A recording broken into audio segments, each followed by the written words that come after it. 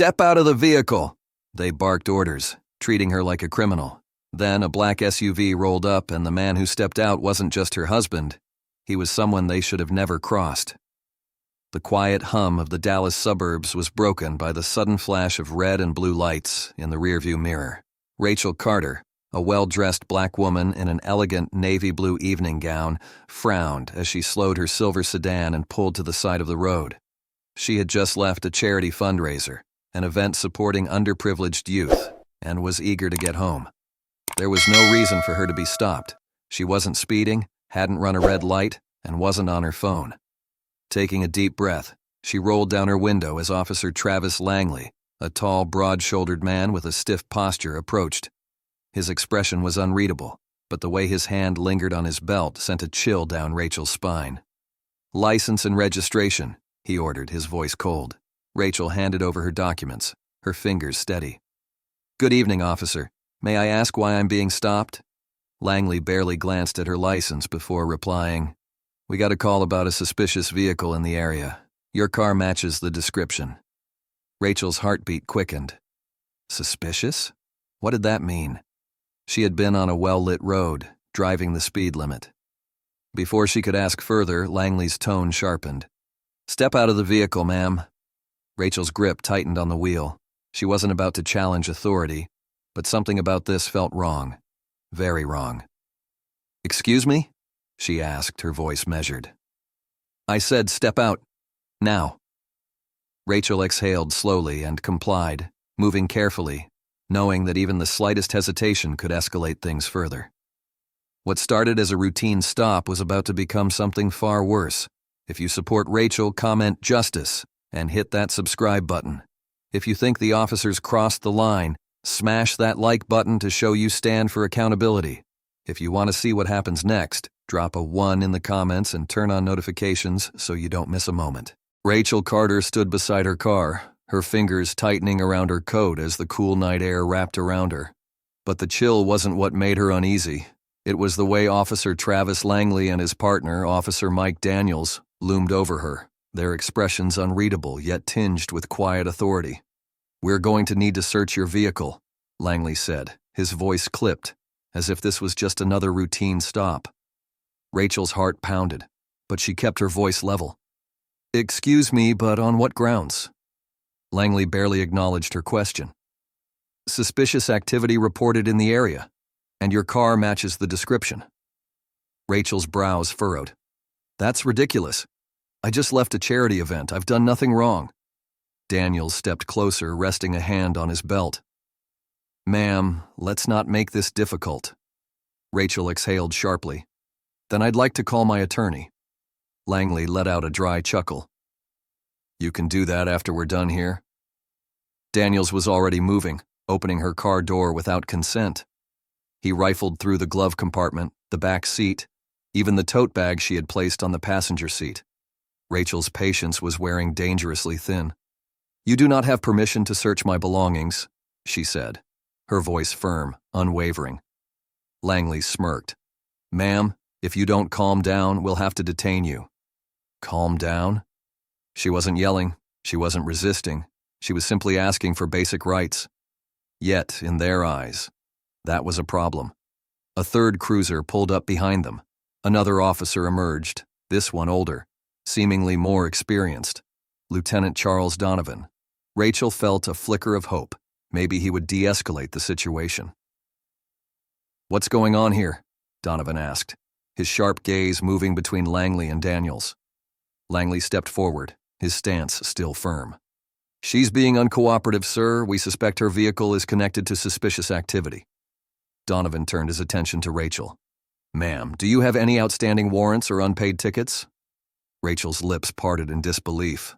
"Are you serious? I am not a criminal. I've given you my license, my registration, and yet you're treating me like a suspect for simply existing in my own car."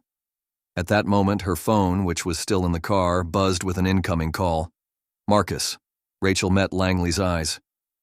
"I'm calling my husband." Daniels, still near her car, muttered under his breath. "Here we go." Rachel stepped toward the open car door, but Langley blocked her path. "Step back." A few cars slowed as they passed by, drivers peering out their windows. A couple of bystanders stopped, pulling out their phones, recording the scene. Langley noticed the shift, glancing at the onlookers before waving a hand toward Daniels. "Fine, let her make the damn call." Rachel grabbed her phone and immediately dialed Marcus. "Marcus," she said, her voice tight but controlled, "I need you here. Now." The officers exchanged glances. They had no idea what was coming, but soon they would regret every decision they had made that night. Rachel stood rigid beside her car, the phone still pressed against her ear. "I need you here. Now," she repeated, her voice steady, though her pulse raced beneath her skin. On the other end, Marcus Carter, the newly appointed police commissioner of Dallas County, inhaled sharply.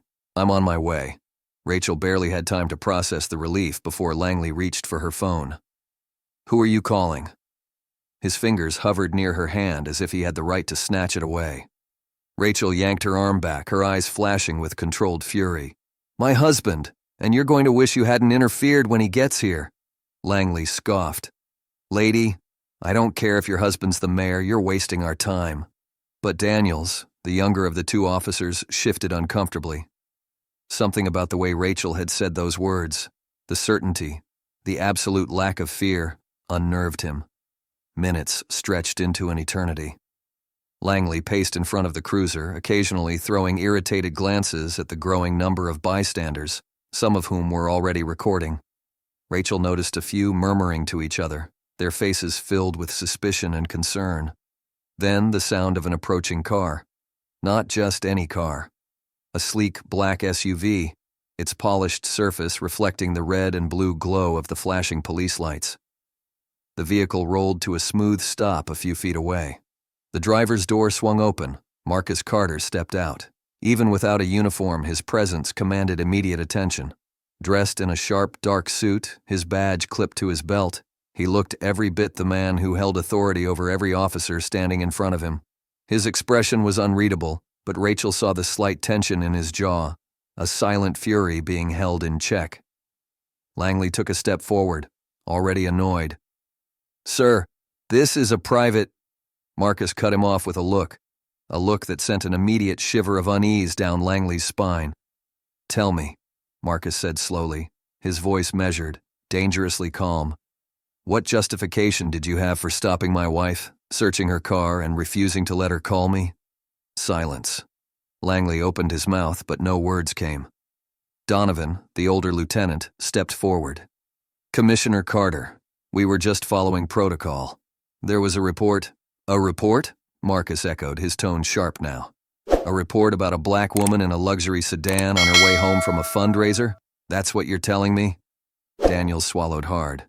"Sir, we didn't know." Marcus turned his full attention to him. "You didn't know who she was. That's the problem. It shouldn't have mattered. But you saw a black woman in a nice car and assumed she was a suspect." Langley's smirk was long gone. He knew he had messed up. "Call your supervisor," Marcus ordered, his voice leaving no room for argument. "Right now." Langley hesitated.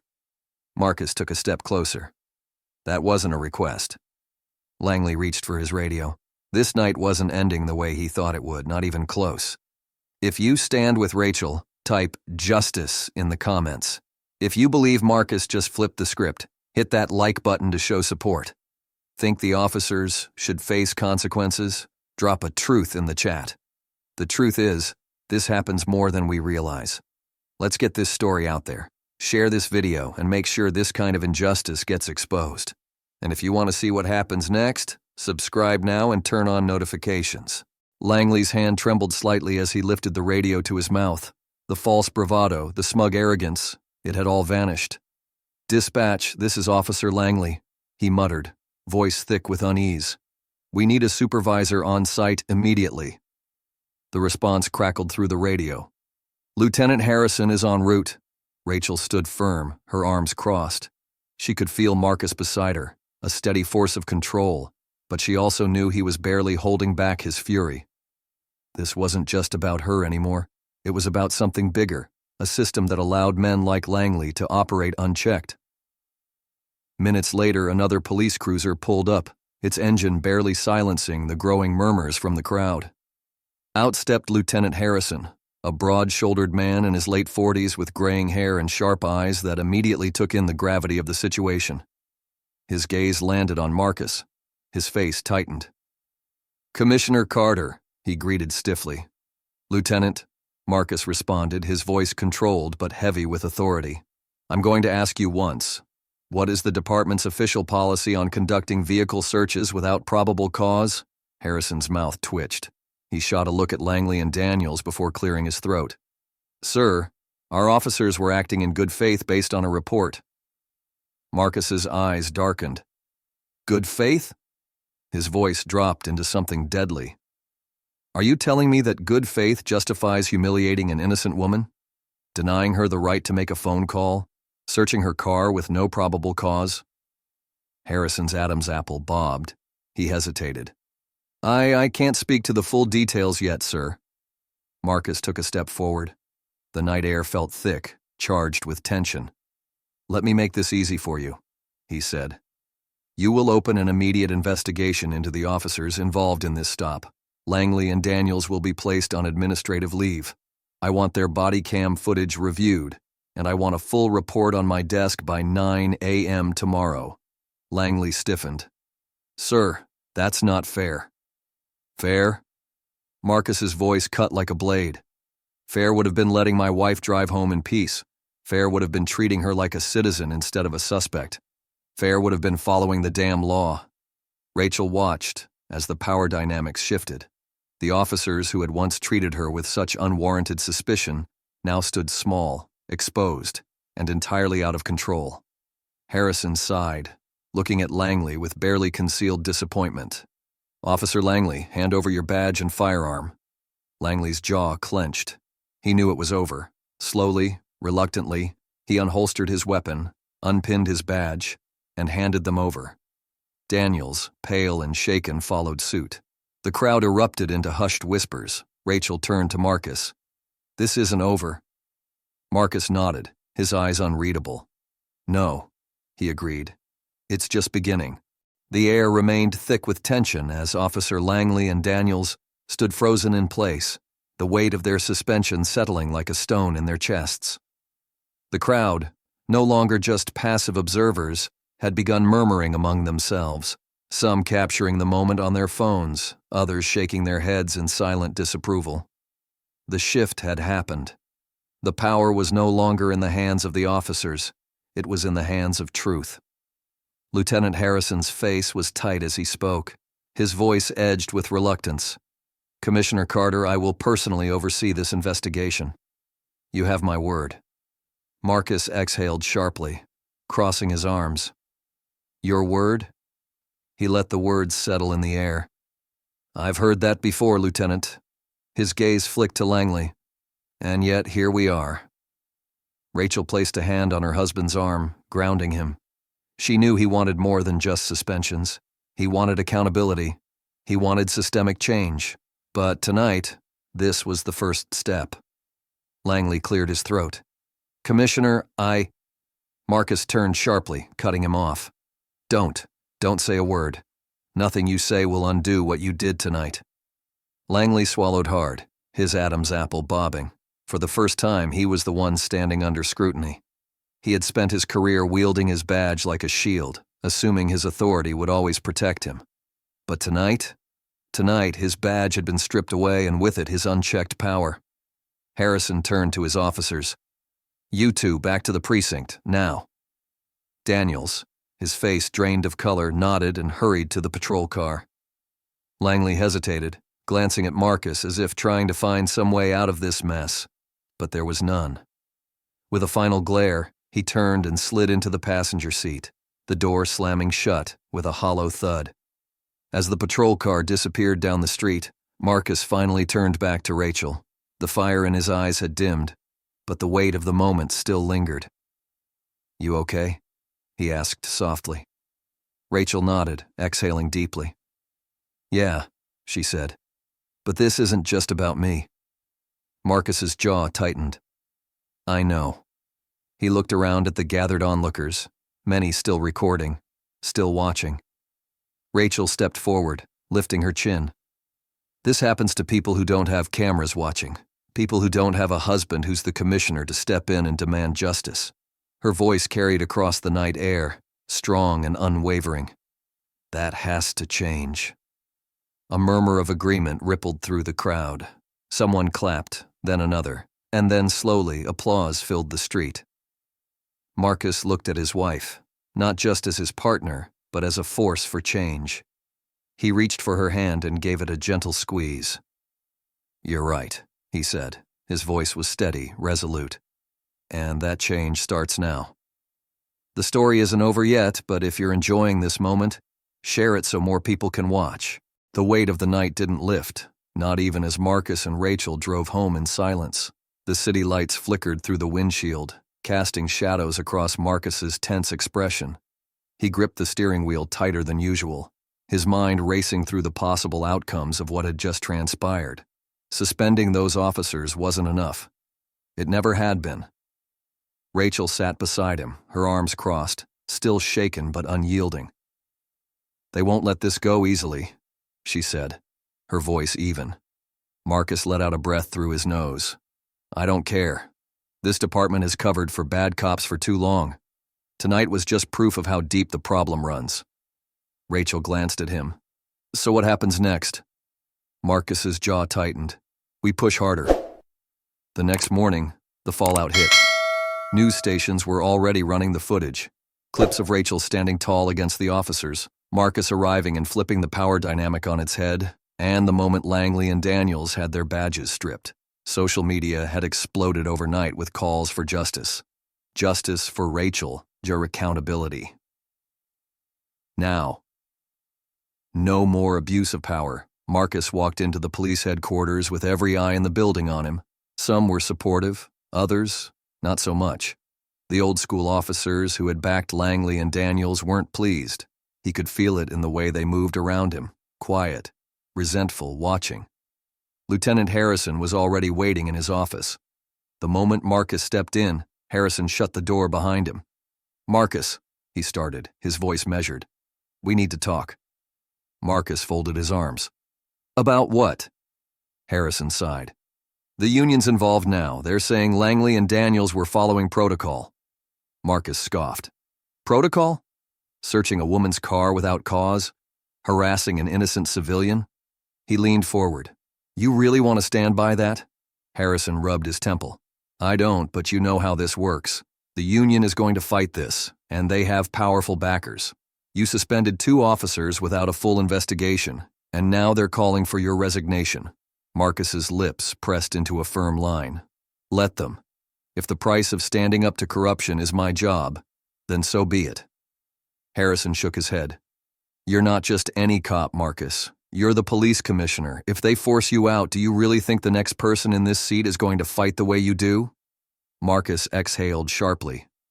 "So what? I just let this slide?" "No," Harrison said firmly. "But you need to be smart about it. Play the long game. Make it impossible for them to deny change." Marcus thought about Rachel, about the fear in her eyes last night, and then about the strength she had shown in standing her ground. This wasn't just about him. It never had been. He nodded, his resolve hardening. "Fine," he said. "Then we go bigger." By midday, the press conference was set. The air outside the Dallas police headquarters buzzed with reporters, activists, and concerned citizens. Cameras lined the pavement, ready to capture every moment. Inside, Marcus adjusted his tie, his reflection staring back at him from the polished glass door. He wasn't just here as the police commissioner today. He was here as a husband, as a man who had seen enough. Rachel stood beside him, calm but unwavering. "You're ready for this?" she asked. Marcus exhaled. "I don't have a choice." The moment they stepped onto the podium, the crowd erupted with questions. Microphones extended, flashes went off, and the tension was thick enough to cut. Marcus held up a hand, commanding silence. "Last night," he began, his voice carrying through the courtyard, "my wife, Rachel Hayes, was unlawfully stopped, searched, and humiliated by officers sworn to protect and serve." He let that sit for a moment, watching the flickers of outrage spread across the audience. "But here's the thing. Rachel is not the first, and if we don't demand change, she won't be the last. A murmur ran through the crowd. Reporters scribbled notes. Marcus continued. The officers involved have been suspended, but that is not justice. That is damage control. He turned, locking eyes with the cameras. The real issue is the culture that allows this behavior to thrive. Rachel stepped forward then, her voice clear, cutting through the noise like steel. I wasn't afraid last night, she said, looking straight at the cameras. I was angry, because I knew this had happened before. And I knew had it been someone else, someone without a husband in power, they wouldn't have walked away so easily. The crowd stirred. They knew she was right. Marcus took the mic again. That's why I'm calling for immediate reforms, not just for my wife, but for every person who has been stopped, searched, or harassed for no reason other than bias. We are launching an independent review board, civilian-led, with real authority, to investigate police misconduct. Gasps rippled through the crowd. This was big, unprecedented. A reporter in the front row raised a hand. Commissioner Hayes, the police union is already pushing back against your decision.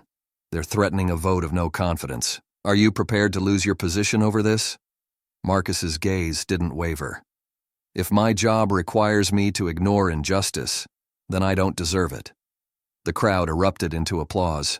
Marcus took Rachel's hand, gripping it tightly. They had started something bigger than themselves, but behind the cameras, in the dark corners of the police department, not everyone was applauding. Some were watching, plotting, and ready to strike back. The press conference had ended, but its impact was only beginning to unfold. The video of Marcus's speech spread like wildfire, flooding social media with support, outrage, and fiery debates. Some called him a hero. Others called him a traitor. Rachel scrolled through the comments that evening, her fingers hovering over the screen. Messages poured in, some from strangers thanking her for speaking up, others from officers condemning Marcus for turning against his own. You knew this was coming, Marcus said quietly, stepping into the room. Rachel nodded. I did, but I didn't expect this much pushback. She turned the screen toward him, showing a headline flashing across the news. Police Commissioner's War on Law Enforcement, Hero or Betrayer. Marcus clenched his jaw. They were twisting the narrative. That night, an emergency meeting was called at the Dallas Police Union. Behind closed doors, officers whispered. Some were furious at Marcus for exposing them. Others knew the truth, the system needed change. But not everyone agreed. 2 days later, a letter arrived at Marcus's office. No name, no return address. Just a single sentence scrawled in black ink. Watch your back. Rachel stared at it, her breath catching.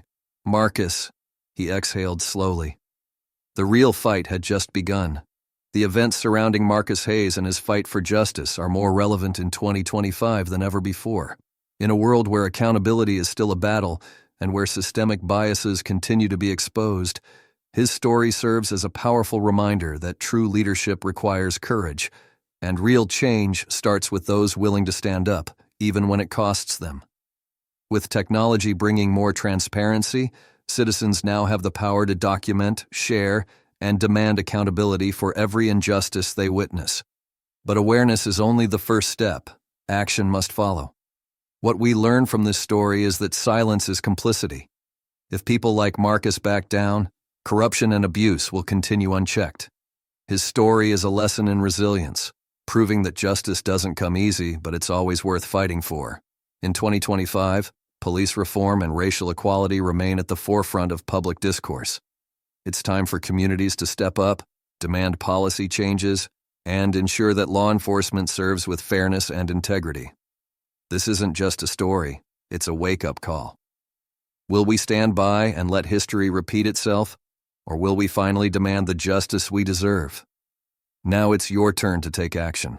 What would you have done in Marcus Hayes' position? Would you have spoken up, or would you have stayed silent? Drop a comment below and let your voice be heard. Share this story to keep the conversation alive, because awareness leads to action, and action leads to change. If you believe in justice, fairness, and accountability, hit that like button, subscribe, and join us in the fight for change. And tell us, What should Marcus do next? Should he push for deeper reforms, or is the fight too dangerous? Let us know in the comments below.